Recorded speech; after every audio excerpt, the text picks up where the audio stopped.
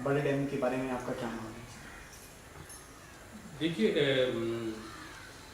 ये विवाद तब शुरू हुआ जब भाखड़ नांगल डैम बना था। तब से ये विवादास्पद विषय रहा है कि बड़े डैम अधिक लाभ पहुंचाते हैं या कि हमको छोटे स्तर पर कार्य करना चाहिए। इसमें दो राय नहीं कि जैसे जैसे विकास की प्रक्रिया आगे बढ़ती है हमको ऊर्जा की आवश्यकता होती है, और ऊर्जा की आवश्यकता होती है तो निश्चित रूप से जो जल के माध्यम से ऊर्जा मिलती है वो हमारे लिए बहुत आवश्यक है। और ये भी स्पष्ट है कि उत्तराखंड के पास जो प्राकृतिक संसाधन हैं उनमें जल का बहुत महत्वपूर्ण भूमिका है। लेकिन जो बात आज 60 साल के बाद अगर हम पीछे मुड़ के उनका मूल्यांकन करना चाहें तो ये स्पष्ट हो जा रहा है कि संसाधनों का उपयोग करते समय हमको उस संदर्भ को ध्यान में रखना पड़ेगा कि वो जो संसाधन है जिस जमीन से लाए जा रहे हैं, जिस जंगल से लाए जा रहे हैं या जिस भूमि से लाए जा रहे हैं उसका लाभ किसको कितना मिलता है। आज सबसे बड़ी समस्या ये है कि हम ज़मीन के अंदर से तेल निकाल लेते हैं या वहाँ से नदियों से पानी निकाल लेते हैं, बिजली बना लेते हैं, लेकिन उसका लाभ जो स्थानीय लोगों को वो नहीं मिल पाता है। और यही कारण है कि आज एक जिस किस्म का अब रोष नज़र आ रहा है आम आदमी के सामने, वो सबसे बड़ा इसी से जुड़ा हुआ है। तो मेरे हिसाब से सबसे महत्वपूर्ण बात यह है कि कोई भी योजना, चाहे वो डैम से जुड़ी योजना हो, चाहे वो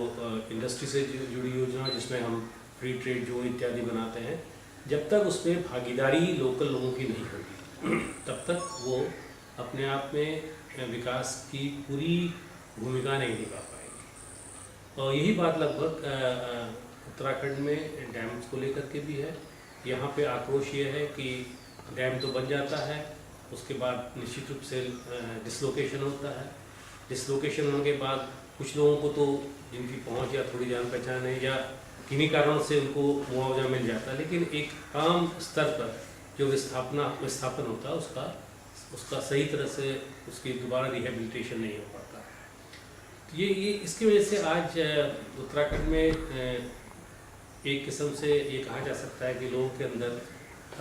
बहुत विश्वास नहीं है कि अगर आप डैम बनाएंगे तो उससे उत्तराखंड को लाभ मिलेगा ही। उसकी कितनी जो बिजली पैदा होगी वो उनके लाभ में आएगी या कितनी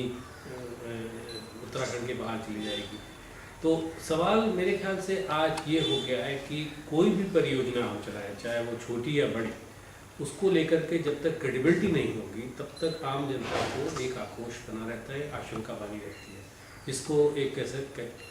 किस्म से आप कह सकते हैं कि एक किस्म का ट्रस्ट डेफिसिट है। तो मैं सोचता हूँ कि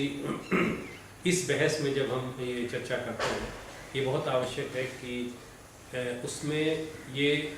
उस पूरे किसी प्रोजेक्ट का ये एक बहुत ही इंटीग्रल हिस्सा होना चाहिए और उसमें साफ स्पष्ट तौर पे ये होना चाहिए कि इससे होने वाले जो लाभ हैं उसको हम किस आधार पे शेयर करेंगे। और जब तक ये इन प्रश्नों का हम स्पष्ट उत्तर नहीं देंगे तब तक ये हमेशा इसके लेकर के लोगों के अंदर आशंका ही रहेंगी। आशंका ही नहीं बल्कि लोग इसके खिलाफ में विरोध भी कर सकते हैं, जैसा कि आज न उत्तराखंड ही नहीं बल्कि कई जगह इस किस्म की अभिव्यक्ति होती नजर आ रही है। सर, अभी जो प्राकृतिक आपदाओं ने जो